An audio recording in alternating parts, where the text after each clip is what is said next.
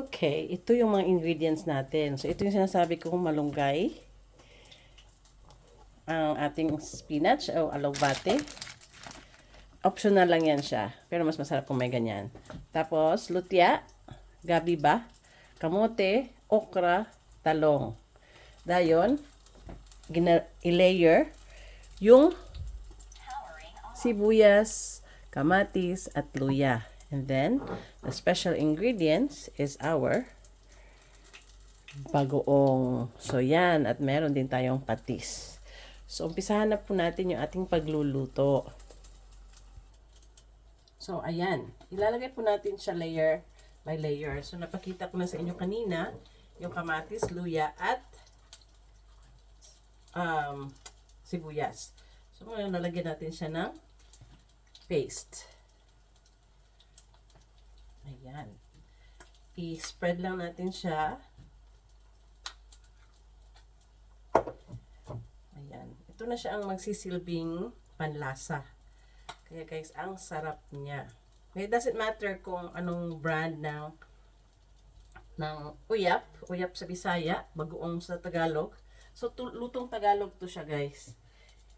So, karon pa ko nakalutoan kay gilamian yun ko. So, ako gid siyang awaton. So, ang sunod natin ibutang, the next one will be the malunggay fruit. Ang bunga ng malunggay. So, layer yan. Kasi matigas to guys. Matigas yan. So, mamaya papakita ko sa inyo paano siya kainin. Hindi nyo siya kakainin ng the whole like this. Kasi matigas. So, sa susunod natin yan na vlog. Ayan. So, layer yan siya. Kasi siya ang pinakamatigas.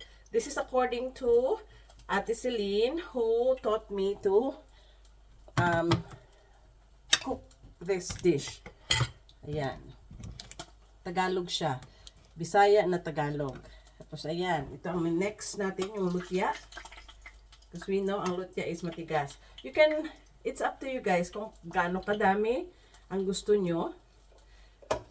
Sa akin lang kasi, hindi ko pa siya tansya. So, nilagay ko muna yung, ito, ang dami ko ng kamote, pero di bale, kasi masarap to. Yan. So, layer by layer. Tapos, ang pinaka, yan, look. Yan. Okay? Yan siya. Tapos, yung okra. Taas.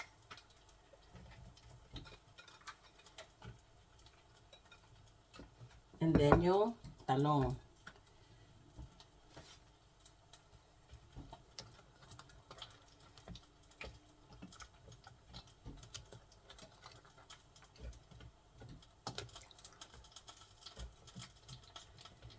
Tapos, mamaya na yung spinach or yung alugbati natin sa Bisaya. Mamaya na siya kasi ayaw nyo namang maging overcooked yun. Ganyan. Tapos, lalagyan natin siya ng konting patis.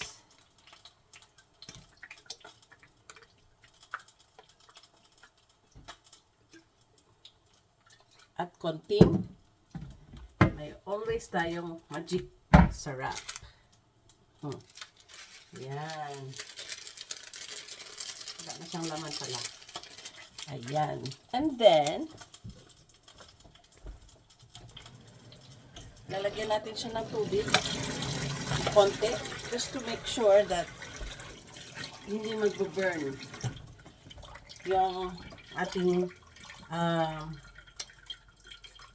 vegetables. Ayan. Konti lang. Tapos, in a medium heat. Okay.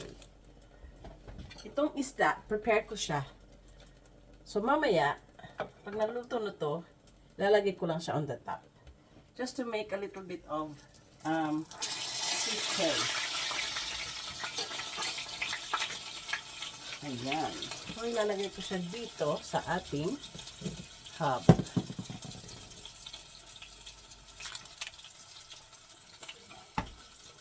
And we'll make it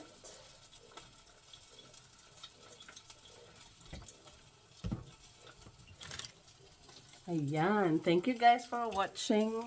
I'll show you later. I'll update you pag natapos na ang pagluluto.